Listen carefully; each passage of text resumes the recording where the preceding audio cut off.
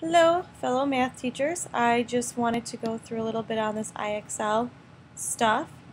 So, the first thing you need to know is that you have to be on this exact IXL login page, which if you look up at the bar is www.ixl.com/signin/Berwin. I bookmarked it to my math folder here, so when I click there, it just takes me right to this login site. Your username and password, I think, was sent to everyone. If you forgot, there is a forgot username where if you click on it, it just asks for your email address. If you just forgot your password, you can enter in this part. The username for me was the same as my email, so it was mbabulka.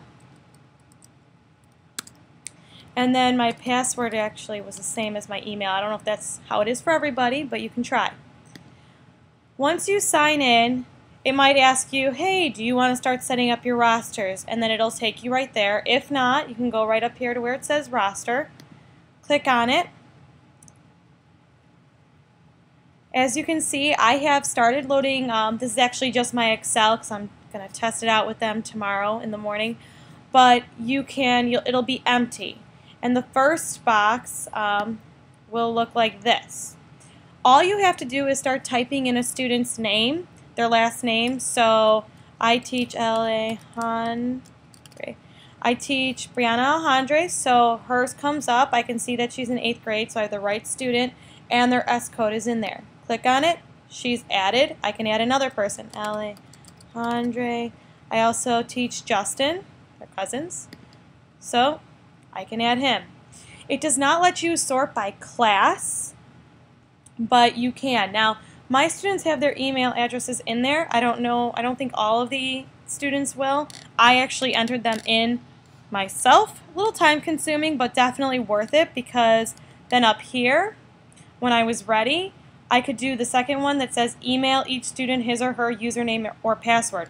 Therefore, they're getting it right in their eChalk email and can't lose it. And since they're not allowed to delete email, it should always be there. So that's a great way, because here's their username over on the right. They have to use the same login page we do, so that's a great bookmarking tool for them. Have the certain IXL Berwin login page bookmarked for them as well, and then their username, and then their passwords. If a student changes their password, which I think it still allows them to do, it will show up on yours as changed. So you'll always know their password. The next part of this is going to reports. As your students start playing them, you'll start seeing reports, and you'll be able to go to different things and see different areas. Obviously, no one's here, but you can set date ranges. You can look at specific students. You can look at the skills they've been playing.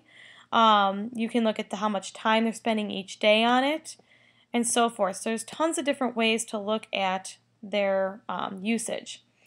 And then for practice, we have access to pre-K through algebra.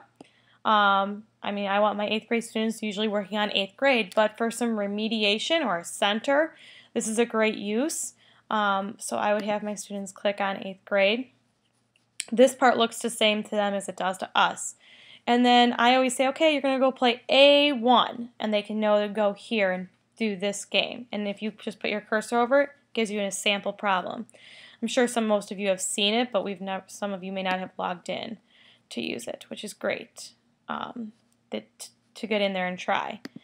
So you can go through and see all the different ones. They're separated by categories, so you can tell them to look at ThinkLink data and, hey, geometry was low and specifically transformation, so why don't you go over there and go through those activities.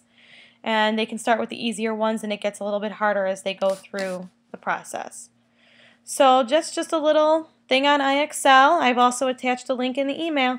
Good luck. If you have questions, come ask.